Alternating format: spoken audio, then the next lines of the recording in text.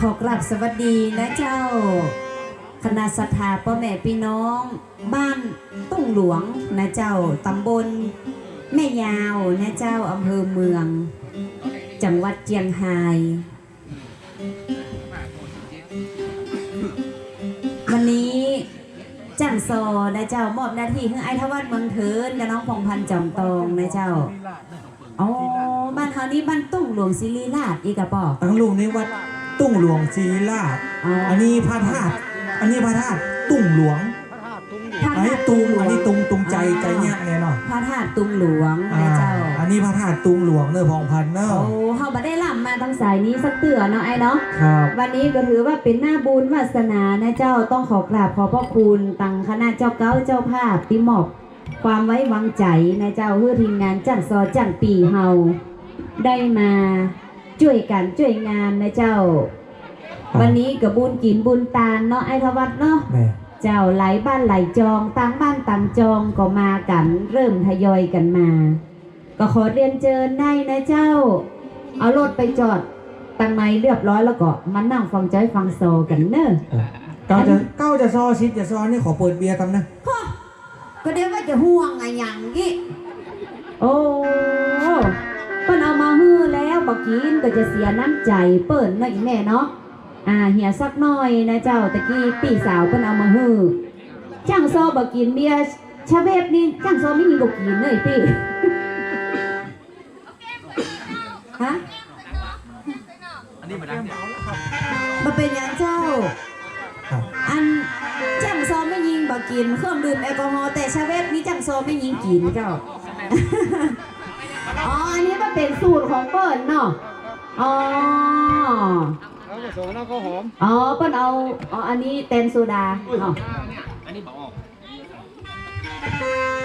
กินบอกเอาอกเอาใจคนเอามาฮื้อว่าได้น้องพองพันเหยเจ้าครับมากินมากกินหลายนะครับกินเอาใจคนที่เปิ้ลเอามาฮื้อนะครับแม่ละเพราะว่าจิ๊บเดียวพอเนาะจิ๊บเดียวพอเพราะว่าพี่สาวก็รู้ซาเอามาฮื้อแล้วนะเจ้าเตียวลูกไหนลูกเป่ามากินก็ฮื้อเก่งใจเปิ้นพ่องจะไปกินเสี่ยงโอ้เดี๋ยวไอ้อย่างจิ๊บน้อยเดียวก็บ่เหลือสักหน่อยก็ยังบ่เหลือสักยศก็เหลือนี่ดูเนี่ยเหลือน้ำแข็งเนี่ยนั่นยังพอหน้าบูเดียวกันหน่อยจันปีตั้งหลังเขาก็ขยากนะว่าไอ้ยังคำข้อสู่เขาฮะอ๋อคอแห้งกะเจ้าก่อนเจ้าลองจิ้มอันนี้ก่อนนะเจ้าเราจุ่มสูตรพิเศษล่างล่ะสูตรพิเศษเอาละเฮากำลังจะแกะอันนี้น้อยนึงจิ๊บเสียน้ำใจอันนี้ปีอย่างก็ชื่ออย่างก็เจ้าปีจินตนาเอามาฮื้ออันนี้กินฮะอ๋อพ่อศิลาเอามาฮื้อจะเป็นได้กินกันวัดแฟนพ่อเลี้ยงศิลามันว่าสาวน้อยที่ไหนไอ้ยังไปหน้าบางงานเหมือนเต้ว่ามันช่ามันช่าไอ้เหี้ยกะสูตรเด็ดเนี่ยกำลังหันมาปาเนี่ยกำลังจำสูตรนี้ไว้เนอะแก้วละสั่งปีมีแก้วมันช่าไอ้แก้วหมดหรือยังจำสูตรนี้ไว้มีแล้วตรวจเอาแก้วนี่ไปเลยลองถอกมาสักหน่อยดูให้จิ้มพอดูอันนี้จะจิ้มคือนะเจ้าอ๋อก็มีสูตรนี้ครับอันนี้คือพระวาดเจ้าน้องนายกี่ล่ะอ๋อกินแล้วก็วันนั้นอันนั้นเห็นซักทองนั่นซักทองอันนี้เดี๋ยวปล่อยมันเย็นซักทองเดี๋ยวปล่อยมันเย็นสักกรรมวาดมึงโจทย์เลยวาดเลยได้หมดจ้างปีตัวข้าวหอมนี่รันกันข้าวหอมนี่รันต้องกับเสวตลองเลยจ้างปีจะไปมาได้เขาเสียเปรียบเขาเบี้ยมาได้เจนเนอร์น้ำแข็งเขาตัวเขาวัดน้ำแข็งนี่น้ำแข็งเขาตัวฮะเขาอยากเอาเสวตกับน้ำแข็งก่อนน้ำแข็งก่อนน้ำแข็งใส่ก้อนนะมันแบบถูกสูตรเปิ้ลน้ำแข็งใส่ก้อนน้ำแข็งใส่ก้อนเสวตไง เซเว่นเป็นเนี่ยลงหา เข้าท่าอีโล เป็นได้ว่า สูตรเข้าท่าเลย สูตรเข้าหน้าแล้วเมื่อกี้2อย่างนะมึงเฮ้ยแล้วมีผักครับเปลี่ยนนะเป็นอย่างเจ้าเดี๋ยวเปลี่ยนกับครับรถ2คนเนี้ยบักกูกับมึงบักมึงกับกู หายังไหว ฮะโหดโอ้อีลำเหลือกูว่ามึงจอดเตอะจอดรับเตอะ อ่ะไปอยากก็ได้กินละเข้าก็ได้กินละแกงแค่ก็ได้กินละ เบียร์ก็ได้กินละ ซอสไทยนี่เพื่อน เมื่อมันคุ้มค่าแล้วมึงซ้ำให้คนเดียว2แก้วก่อนน่ะนักละเฮาก่อนน่ะ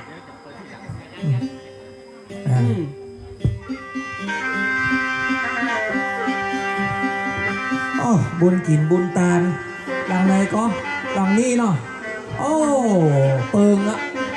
เป็นของป้อสลาในการดูแลควบคุมเหมาะขนาดส่งเปิงกวนกับฝีมือป้อสลาใหญ่แตะนะครับวิวงามเหลือเบินเนอะนี่นะเหมาะหน้าหนาวนี่หมอกใดโมเนอะ เนาะบรรยากาศเนาะเจ้าจังจ้อยจังโซก็ขอยกมือกราบนมัสการท่านพระคุณเจ้าพระอาจารย์วรเพชร ธิระยาโนนะเจ้าครับตนบุญตนศีลตนธรรมติจุติจังของคณะศรัทธาต้องหลวงของเฮานะครับพร้อมกับสิ่งศักดิ์สิทธิ์นะครับที่ประดิษฐานอยู่ณที่แห่งนี้นะครับกุลพระธาตุเจ้ากุลเก้าไม้สลีกุลพระวิหารเทวบุตรเทวดาพญาอินทร์พญาพรหมกราบสวัสดีนะครับคณะศรัทธานักศิลป์นักบุญทุกท่านนะครับที่มาร่วมกันในงานกินงานตานครั้งนี้ร่วมเป็นน้ำหนึ่งใจเดียวตามเจตนาของผู้ที่ร่วงรับจากไปแล้วนะครับเอาก็ได้มาช่วยลูกหลานตานเต้าที่ตั้งจิตตั้งใจร่วมกันที่จะกินจะตานในครั้งนี้ก็มาได้ละเหียยังฮีดมาได้หลีกเหียยังประเวณีนะครับเนาะเอาเสียงปี่เสียงจ้อยเสียงซอแต่พ่องเล่นพ่องซอพ่องเพลงพ่องอาจจะสลับซับเปลี่ยนกันไปนะครับเอาม่วนเอางานว่าวันนี้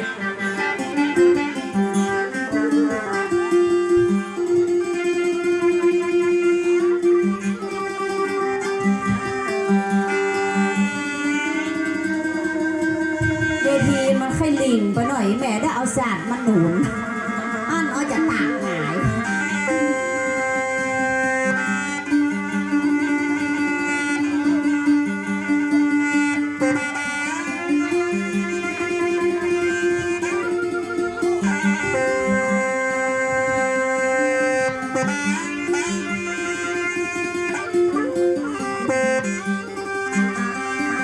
เชิญ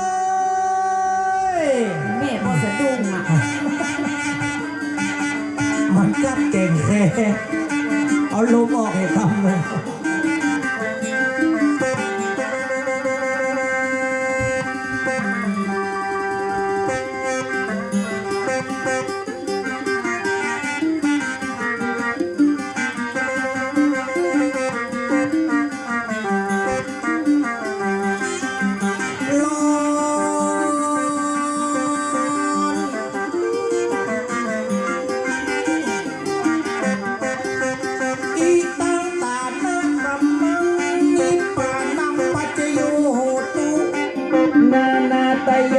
วัตถุขอมือใดหลวงลูกสู่มหาสวรรค์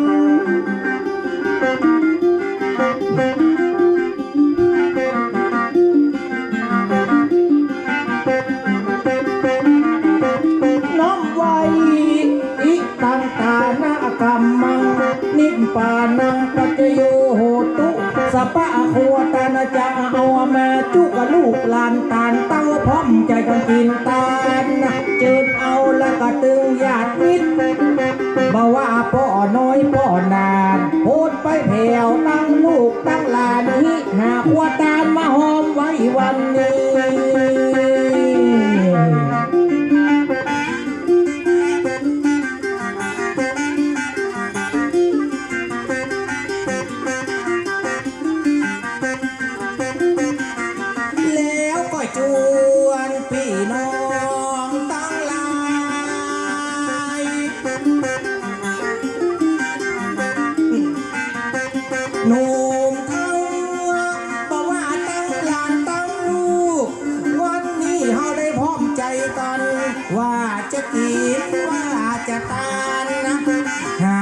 บังเกิดเก่าจึงเอาญาติวงศาพี่ป้าเอาอาทุกหมวดทุกเหล่าห่วมกันเป็นเจ้าภาพเก่าต้านหาแม่เจ้ามารดาพร้อมกับละสหายญาติมิตรตัวสาละที่ได้หันหน้าหันตาวันนี้ก็มูลลัดศรัทธาปีป้าเอาอาป้ากันมาจำสารใดมันจะงามมันงามกับตรงหลวงตึงหมูนี่และน้อง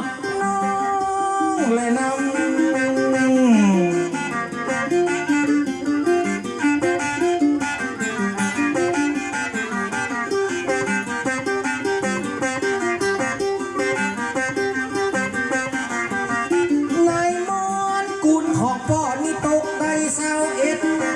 ของแม่นี่ตกได้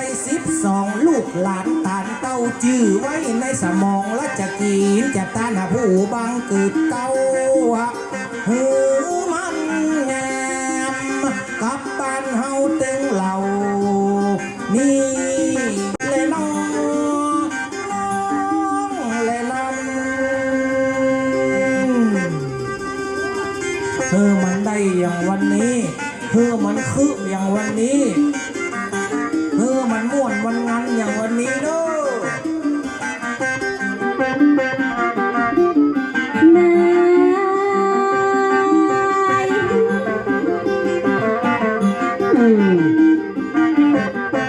สุตีนังวัตเมตานังสุขสามประการพันนิเปินเป็นยอดก็นำดวงวิญญาณผู้ตายไปจอดสุขติภูมิชุมนุมบนสวรรค์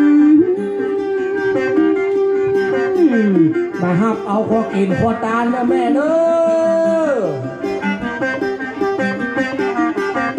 เจ้าเฮยอย่ามากับพี่น้องตั้งหลายตื่นยิงและใจปากันมาพร้อมศรัทธาเจ้าพี่เจ้าน้องพร้อมใจกันจะคืดกินดาปานไปหาผู้ที่ตายจากได้พลัดภาคนี้จากเสียกันวันนี้ตึงลูกตึงหลานเตรียมพร้อมอาหารไว้มีแต่แล้วสัพพะกูอันปัญญังเจ้าสโลนโคนควายกันเป็นละวุ่นละวาย2 วัน 3 วันเตรียมการของตานตั้งหลาย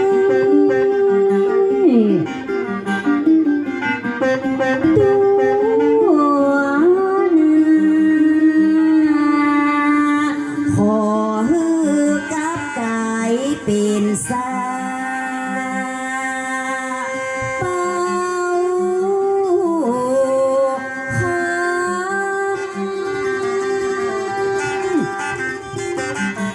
สัพพะกะโควกินกะสัพพะกะโควตันจักกะเฮือใบตกยังสวงสะวัน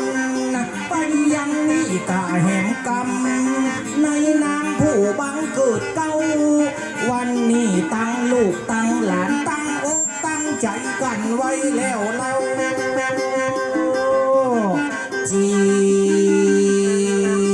มเลยนะตั้งอกตั้งใจเอาไว้จนพร้อมเจิญพี่เจิญน้องมากหน้าไหลตาคณะกบุลศรัทธาปากันมากับตึงหนุ่มตึงเท่าวันนี้สัมเป็นงานบุญห้องก็มาหนุนตั้งแต่ตอนเจ้าจังโซจะช่วยกันเล่ายามเมื่อบ้านเฮามีงานกายถ้าเมื่อกระพองพันน้องเนาหมู่เฮาก็ขอเป็นลูกเป็นหลานก่อนว่าบ่มีการบ่มีงานตึงบ่ได้มาหันซีบเศร้าเจ้าบ้านยามเมื่อบ้านเฮาละมีการมีงานน้องก็ตึงว่าต่างมาจูช่วยกันจีมและนะต่างว่ามีงานได้มาจูช่วยกันก็ทว่าตะพองพันได้มานั่งบุญพามวันนี้เฮาได้หันการบ่ว่าสายปีตึงบ่ว่าสายน้องไฟบ่ไม่ป่าบ่ได้หันหนูเนื้อบ่ท่วมหั โจรบะกินบะตานบะหันนะพี่แม่น้องพ่อหมอแม่หมอนะตุ้งหลวงปู่คูณ โอ้เข้านามาใหม่ตีนอ่อนมืออ่อนเนื้อวัดเนอะจะได้มาเจือนะ เปิ้นว่าไฟบ่ไหม้ไปบ่ได้หันหน้าหนูน้ำบ่ท่วมหูตึงบ่ปะหน้าจนบ่กินบ่ตานบ่หันพี่หันน้องบ่หันมันเหนือตึงบ่หันบ้านเต้าอีตึงบ่หันเจียงใหม่เจียงไฮ้ก่อนว่าบ่ตัดใจเป็นงานวันนี้จีมแล้วนะ ก็ว่าพองพละเข้านามาใหม่ก็จะยกมือไว้ก็จะไปมือสานจะขอฝากตัวไว้เป็นลูกเป็นหลานกับโคงบานป้าอุ้ยแม่อุ้ยวันนี้ถ้าวัดของพันหมู่นี้ทีมงานเขาตึงชอบน้ำสุยพอสะบัดดีตึงคนหอมคนตุ้ยป้าอุ้ยแม่อุ้ยสานทาง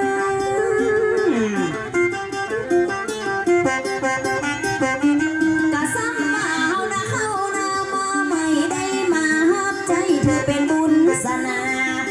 วันนี้ก็ได้ปลามาบุญแข้งปลามาบุญขาป้าจัง จะขอฝากตัวไว้เป็นลูกเป็นหลานขอจะไปฟังจางและจ้างสอนนั่งหานจีมและนะ บ่มีการบ่มีงานตึงบ่ได้มาปะบ่มีกิจธุระตึงบ่ได้หันกันก่อนว่าตุ้งหลวงบ่จัดการจัดงานตึงบ่ได้หันกันบ้านเหนือบ้านใต้นับว่าเป็นวาสนาวันนี้เจียงไฮ้จะมาไขว้เจียงใหม่เหนือจะได้ปองไตทวัดปอดใจจะได้ไหลเข้าหาพองพัด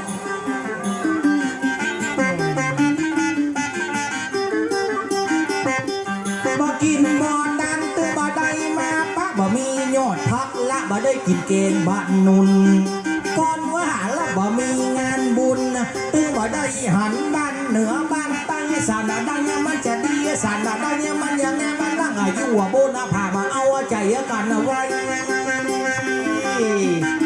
จีมแล้วนะ กับพี่น้องมีกันและมีงานวันนี้น้องกับไอพี่ได้มาป้าใส่กันย้อนว่าเป็นบุญเก่าบุญหลังของพระวัดของพันได้มาป้าจอดเหมือนปนุนสุกอยู่ในดงมันหล่นโต๊ะลงตึงมาปนปากวอกเป็นหน้าบุญและจังเสอมาจอดได้มาป้าใส่ยอดโบนงาม เปิ้นยังมาอู้ม่วนจ่าหวานแต่ มันก็เป็นหน้าบุญละจ้างซอจัดแล้วบอกกาตาแก้วได้มาปาใส่กันบอกกองแม่ยิงจะมาสักตาหันมาใจคนงามน้องขอจะอู้แกงมาปะกลางลำมาปะกลางปอยแม่สีดำมอยบ่ฮือมีความสำเร็จจีมและนะ ตะวาสนาตะเมื่อจัดแล้วสองคนได้กินห่วมตันหามเกิดมาจัดนี่เลยป้าใส่ห้องพันเป็นดีไข่เอาไปเป็นของขิ้นเปิ้นกับตึงว่าลิ้นมันจะกินน้ำลิ้นถ้าถึงว่าเสียนลิ้นมันจะปักลิ้น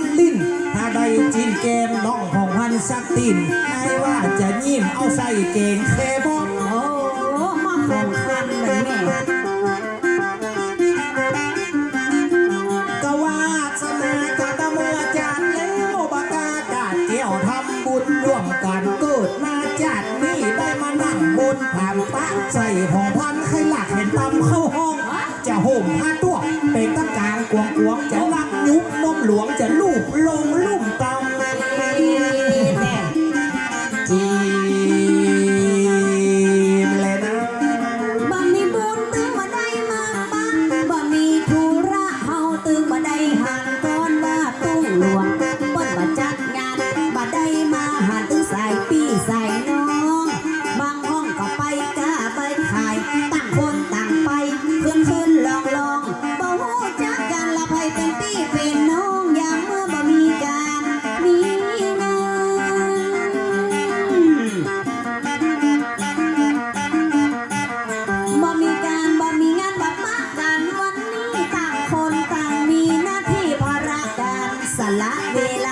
มีค่าสักวันเพราะความสัมพันธ์มันขาดกันบ่ได้ก่อนว่าบ่มีการก่อนว่าบ่มีงานตึงบ่ได้มาหันละเอาอาหน้าไป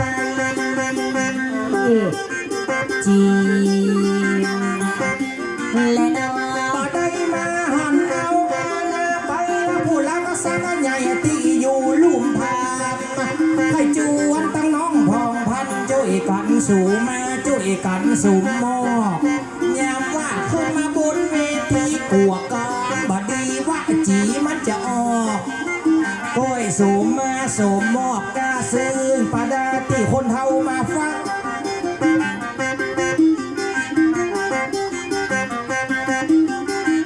จับใส่บังพ่องเป็นกำให้กำดีเป็นก้อยเป็นปีเมื่อมานั่งบนผ่านจับใส่บังกำมันบ่ปอหางานขอสู่มาคนฟังนั่งอยู่ตั้งหน้ากำอูที่เป็นว่าจีจับกำบ่ดีกว่าจะโต๊ะต่ำจ้าจีบเล่นน้ำ การตั้งเตือนคำสอนมาไปซื้อมาบ่เหมือนเต้นทำมาพุทธศาสนาเมื่อไปเที่ยวก็จะขอสู่มากำอู้กำจะเป็นกำเศร้ากำโศกนักที่โลกีอันนี้ที่โตคนบันถูกมินทาบ่มีปืนฟ้าโลกเตื้อกำใดที่มันไร้ประโยชน์ขอปอยกโตษอาภัย ใส่เต็มที่โฮมกัดขนาด กำนินทางการเลก็เหมือนกับเอาเทน้ำมันเจ็บแสบน้ำก็เหมือนเอามีดกรีดใจปากของคนมันร้อนดังไฟพิษตามใดตึ้งมาใส่พองแห้วมือ10 นิ้วจะยกขึ้นสาจะลวดพอสู่มาลวงหน้าไว้แล้วจีและน้อง มีเขามีดำมีเทามีโลกกำบ่มีประโยชน์อย่าเอาทรัพย์สุดกันกำไหนกติมอนบางแอมกลัวจะเป็นกำตั้งเศร้าตั้งสุขนัดทิโลกีอนินทิโตผู้ไม่ถูกนินทาย่อมไม่มีในโลกกำใดที่มันโซกระปกขอฮือตั้งแน่ได้ยกปืนตีนฟัง แต่พ่องเล่นพ่องน้อยเนาะ แม่นละมาเล่นกับบ่ม่วนนะกันนัตถิโลเกอนินทิโตผู้ไม่ถูกนินทาย่อมไม่มีในโลกยับใส่บังกำมันโศกกระปกขอปออาภัยตึงเหนือตึงไตปะมาโทมัจจุโนปะทางใจแต่ญาติระวังจังปากน้องไทยจีนเป็นฟืนเป็นไฟ อีแม่กินข้าวไปตัวฟังโซ่ไปตัวในเจ้า เอาเลยเจ้าเตื้อกำเสอมาไปเสริมมาจะขอคาราวะกับพี่น้องตั้งหลายฉันเตื้อเป็นกำอยากกำคายปากนี่มันก็ซ้ำออก วันนี้นะมาอูคนไหลก็ตึงยิงตึงใจละบันในบ้านนอกซ้ำเตื้อมันบ่รอบคอบมันลั่นออกปากมาเป็นกำ มีห้องแล้วกัน อ้าว ลวกเมื่อเจ้าเหงาไม่เล้งเนี่ยฮะเนี่ย โอ้ขอสู่มาคุณลุงคุณหน้าใจแต่บ่ใครว่าปากหน้ามันก็ลังเตื้อกำเซอร์มันเป็นกำบอกงามยกเอาปืนปิ่นฟังตั้งคนแก่คนเฒ่าไอ้ทำวัดกับอีน้องผ่องพันมานั่งบนหางซ้ำมาเป็นผู้เก่าจีและน้อง มานั่งบนทางซอเป็นกู้เก่าขอในน้องเราได้ไว้ได้สาตกที่ตนครูบาตกพระอาจารย์ต้านเจ้าตกต้านเจ้าอาวาสยามเมื่อสู่กรรมเป็นกู้เก่าไว้สาครูบาต้านเจ้าพระอาจารย์ที่เป็นตนไปนะเอาเป็นลำดับขั้นตอนไปเนอะไวตึงไปในไวตึงไปนอกวันตกวันออกตึงไก่ตึงไก่ตนแรกคือตนไปในพระอาจารย์วรเพชรตั้นเจ้าธีระยาโนเป็นนามฉายาเจ้าอาวาสพระธาตุตุงหลวงนั่นเรา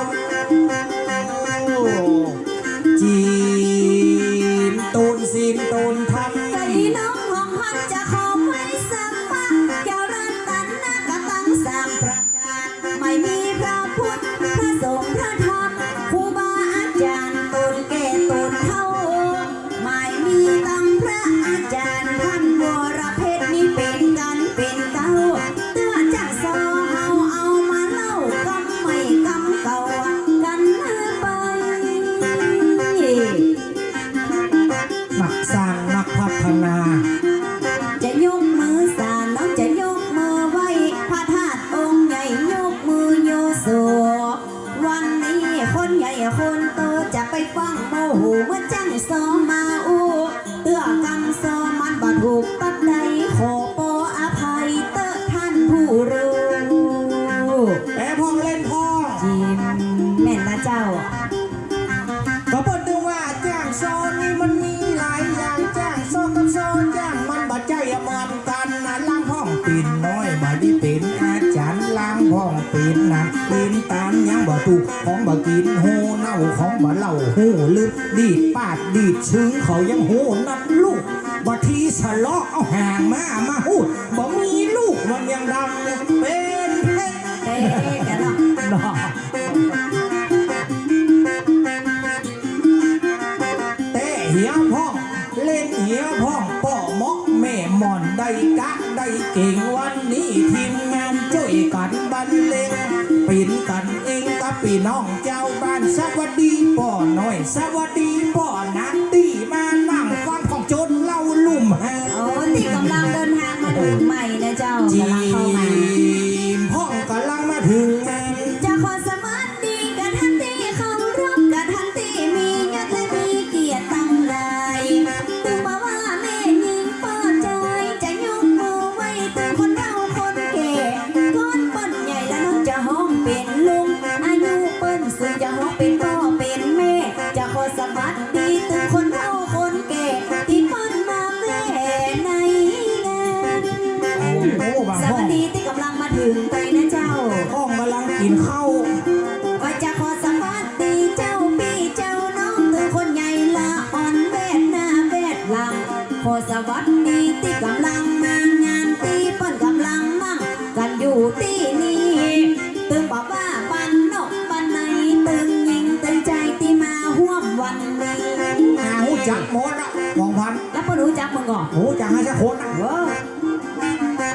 ขอสวัสดีนี่คุณแม่บัวตี ไอ้โอ้บัน แม่ นี้เจ้า บัวค เออ ำแม่บัวเขียว เออ แม่บัวสีบัวดีบัวเร็วระตะพูนบัวเขียวบัวใสบัวแก้วบ่กินมันก็ยากบ่ปากมันก็ใจมาแล้วบ่ได้ตั้งให้มันตึงบ่ปีนน้ำแล้วมีตึงแม่บัวต้องบัวลองบัวตุ้มบัวชุบบัวแก้วบางพ่องมาเอวพ่องมากินเก่งแค่ เป็นว่าประเดี๋ยวนี้ไปไล่หูจักเปิ้นหมดนะ จากหมดอ่ะ โอ้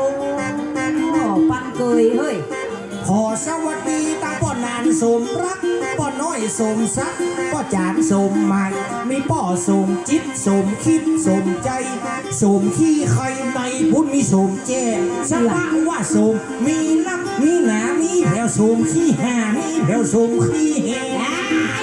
นี่แม่กำลังกินข้าวบะหมี่ก่ะ มันหลายสมแต่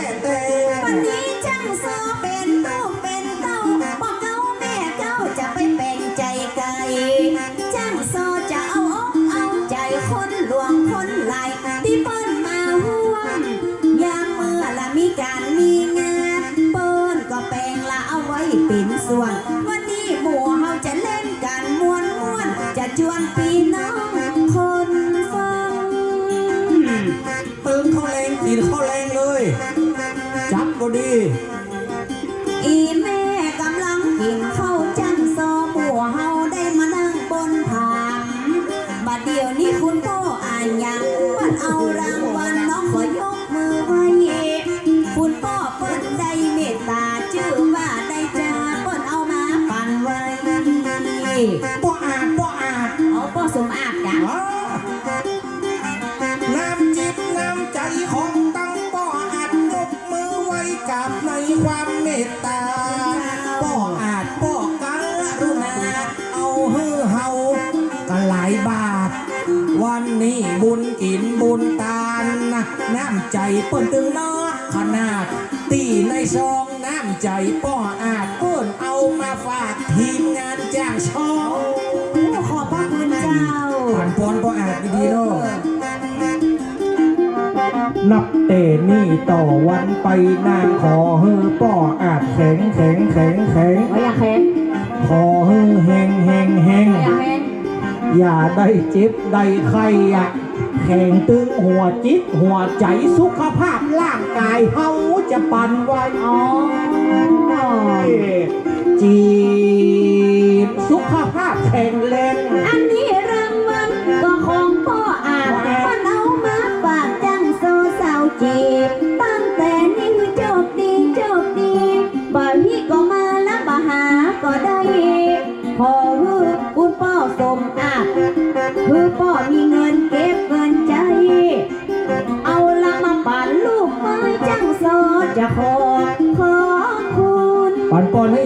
ปอนให้พ่อ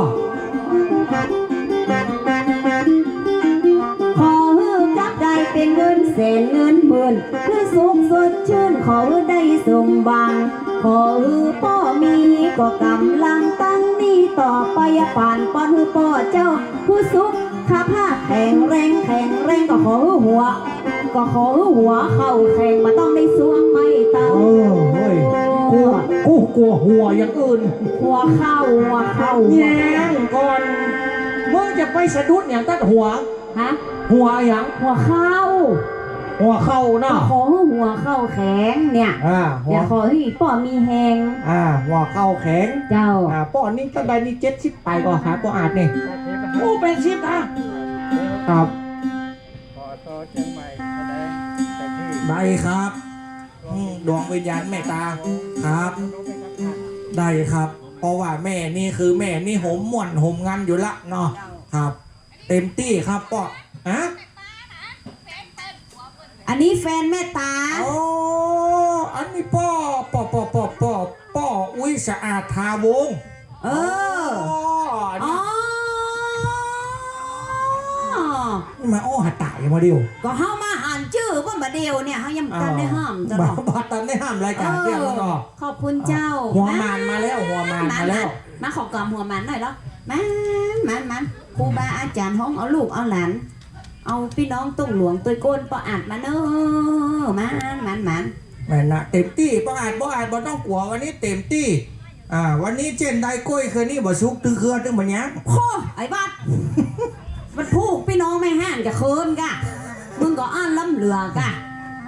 เอาเจนบักป้านี่บักแก่อีกอะ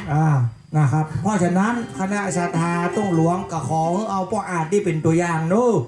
นะครับ นี่เจ้าภาพเก่ามาละแม่เจ้าภาพมาละ แม่ละครับตั้งนี้ต่อวันไปหน้าก็ขอให้ป้ออาจอยู่ดีกินหวานอยู่จุ่มเจยบ้านเป็นตัวอย่างพี่น้องชาวบ้านเดี๋ยวเขาก็จะเอาอย่างป้ออาจเป็นตัวอย่างอย่ามาคนช่องจะมาคนใบพ่องจะปันน้ำใจเข้ายังวัดยังวาตู้บริจาคเอาเป็นตาหน้านางตาลเข้าวัดเข้าว่าพ่องก็จะตานจะมอบเป็นรางวัลน้ำใจฮือจังซอพ่องก็หอม10 บาทพ่องก็หอม3 บาทอย่างป้ออาจนี่โอ้ยลองหัวหมานมาแล้ว200 บาทจับใส่บางพ่องกินข้าวแรงไปแล้วเป็นข้าวบะฮือสักบาทก็มี โอ้ไผ่เบ้อ จังปีจังซอนี่ก็ยังได้ฮือน่ะไม่ได้หอมน่ะ อ๋อ ดูฮะล่ะ รอวันนี้ก่อนเนี่ยมาฟักแบบมาแหละ มันแบบนี้ใช่ลูกรอ แล้วก็เป็นนี้ เนอะ เรากำลังมาหรอ แม่น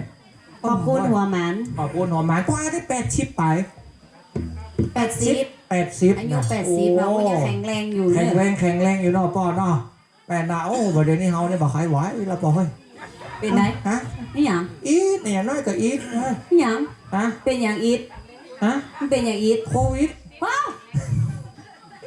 อายุช่างคันปีเดือนวันยำเปิ้นว่าของคนเฮามันมาอยู่ที่เก่าอย่ามาคุกยากจะแก่จะเฒ่าเขี้ยวก็จะเว้าหัวก็จะขาวเจ้าเฮ้ยอายุสังขารละปีเดือนวันยำของทุกคนมันมาอยู่ที่เก่าอย่ามาหน้าใจ